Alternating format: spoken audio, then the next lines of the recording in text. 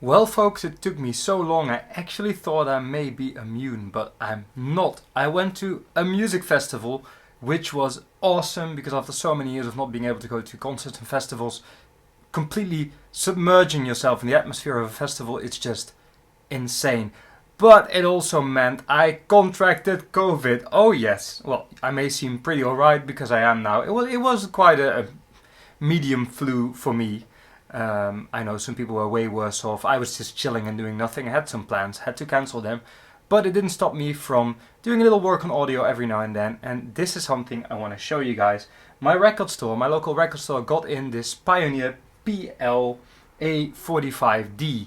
And you may be forgiven to think that it's just a PL-12D on steroids, because it has the same arm and the same platter, but it's not really. First of all, it's fully automatic, as I'm sure you've noticed, but also once you open it up you realize this is not a PL-12D, this is a very different beast. I'm going to open it up and show you.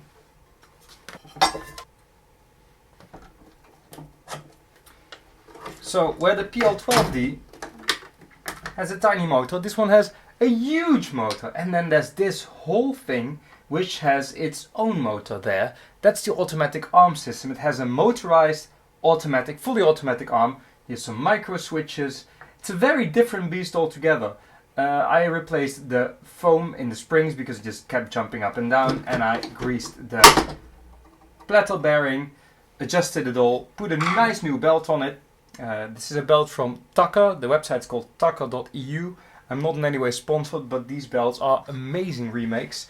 And with a lot of cleaning, because my goodness, this thing was rough, it is very much good to go.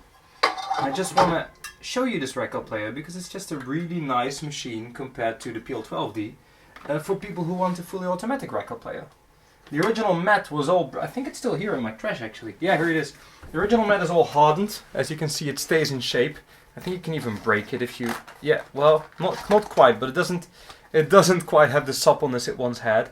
Thing is, this little ridge here is narrower than the ridge on this one. So the little metal detaily thing doesn't really fit quite as well. I may need to glue that down because of course now it just falls out. But it still looks better with it in it.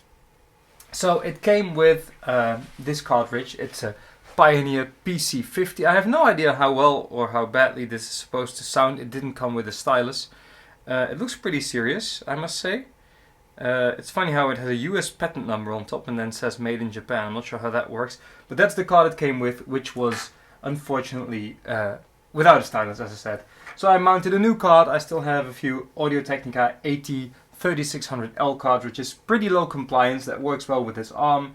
Conical stylus, nothing fancy, but they do sound pretty good, especially for the $30-ish they cost. Could be worse. You may wonder where the dust cover is, and well, it's a bit of a sad affair. It is in horrible shape, and I did think about getting maybe a PL-12 cover, but it's not the same height because of the whole mechanism of the arm. The arm needs to be able to go slightly higher, and you can't fit a PL-12 cover on this, so it is without a cover. And because it looked a bit ridiculous, I decided to remove the hinges. I will keep those because they also fit the PL-12 and the CS4300 and the PL-15 and whatnot. So these will come in handy as they're still very stiff and sturdy. That's a good sign. But I removed them from this player because having two hinges stick out at the back is a bit ridiculous. This, by the way, is the baggie for the belt, in case you wonder. Not sure if you could see it, but I think you could. Just put all the accessories here. This has nothing to do with the record player. That's actually to turn on and off my lights. Yeah, so fully automatic Pioneer record player with the arm of the PL-12, but a very different mechanism, and it does actually sound incredibly good. It's still not a PL-112, which to me is the best budget record player you can buy, but it is a step up from the PL-12, and you can hear, and it looks awesome. It looks a lot better than it did. There's still some spots of paint on it that I can't get off because I'm too afraid to damage the base, but I'll forgive it that because this thing is bloody old. It came with the original adapter. That's always cool. It's still there, and it's actually in completely original shape. I'm not sure if the PC50 was the original card for this. If it was, that already shows you this is a more upmarket player, because most Pioneers from this era, the PL-12, 15, 10, Came with an Audio-Technica AT66, which is a perfectly serviceable card, a bit woolly sounding, but it was on many affordable record players of the day.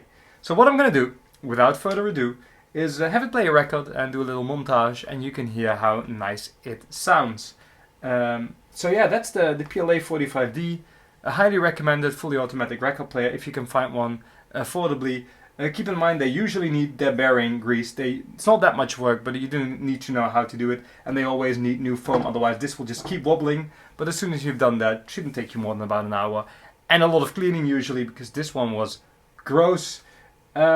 Yeah, you have a really nice fully automatic record player. I really enjoy these, and I like that the arm is motorized, so it doesn't use the platter to move the arm. It's not like it hurts to use the platter, it just is kind of fancy that it has its own little mechanism. And apparently after all these years, this is a late 70s record player, it still works flawlessly, which really speaks for the quality of Pioneer back in the day. I like it.